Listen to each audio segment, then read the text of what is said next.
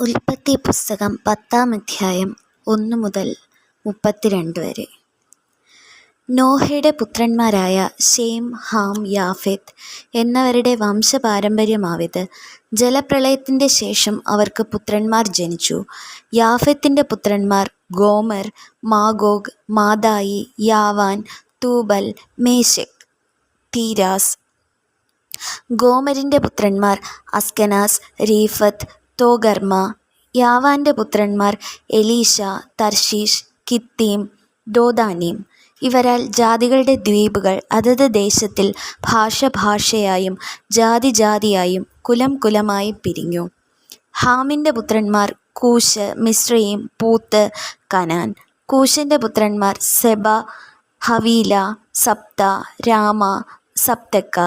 രാമയുടെ പുത്രന്മാർ ശെബയും ദദാനും. കൂശ് നിമ്രോദിനെ ജനിപ്പിച്ചു. അവൻ ഭൂമിയിൽ ആദ്യ വീരനായിരുന്നു. അവൻ യഹോവയുടെ മുമ്പാകെ നായാട്ടുവീരനായിരുന്നു. അതുകൊണ്ട് യഹോവയുടെ മുമ്പാകെ നിമ്രോദിനെപ്പോലെ നായാട്ടുവീരൻ എന്ന് പഴഞ്ചൊല്ലായി. അവൻ്റെ രാജ്യത്തിൻ്റെ ആരംഭം ശിനാർ ദേശത്ത് ബാബേൽ, ഏരെക്, അക്കാദ്, അൽനെ എന്നിവരായിരുന്നു. ആ ദേശത്ത് നിന്ന് അശ്ശൂർ പുറപ്പെട്ട് നിനവെ, രഹോബോത്ത് പട്ടണം, കാലഹ്, നിനവേക്കും കാലഹിനും മധ്യേ മഹാനഗരമായ രേസൻ എന്നിവ പണിതു. മിശ്രയീമോ ലൂദീം, അനാമീം, ലഹാബീം, നഫ്തൂഹീം, പത്രൂസീം, കസ്ലൂഹീം. ഇവരിൽ നിന്ന് ഫെലിസ്ത്യർ ഉത്ഭവിച്ചു. കഫ്തോരീം എന്നിവരെ ജനിപ്പിച്ചു.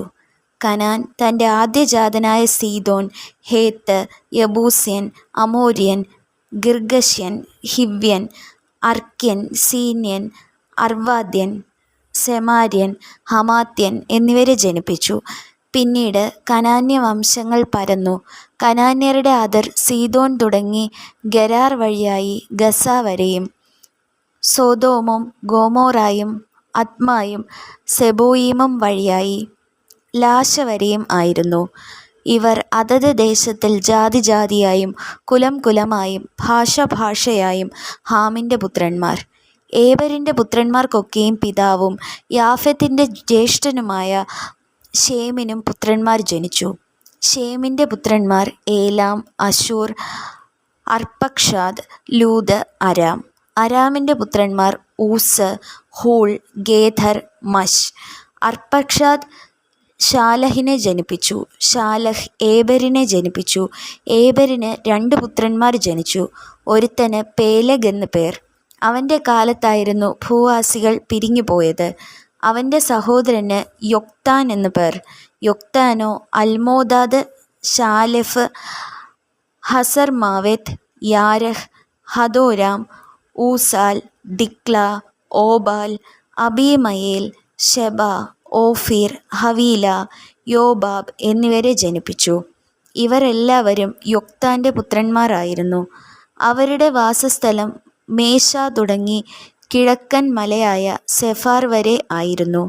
ഇവർ അതത് ദേശത്തിൽ ജാതിയായും കുലമായും ഭാഷയായും ശേമിൻ്റെ പുത്രന്മാർ. ഇവർ തന്നെ ജാതിയായും കുലമായും നോഹയുടെ പുത്രന്മാരുടെ വംശങ്ങൾ. അവരിൽ നിന്നാകുന്നു ജലപ്രളയത്തിൻ്റെ ശേഷം ഭൂമിയിൽ ജാതികൾ പിരിഞ്ഞുപോയത്.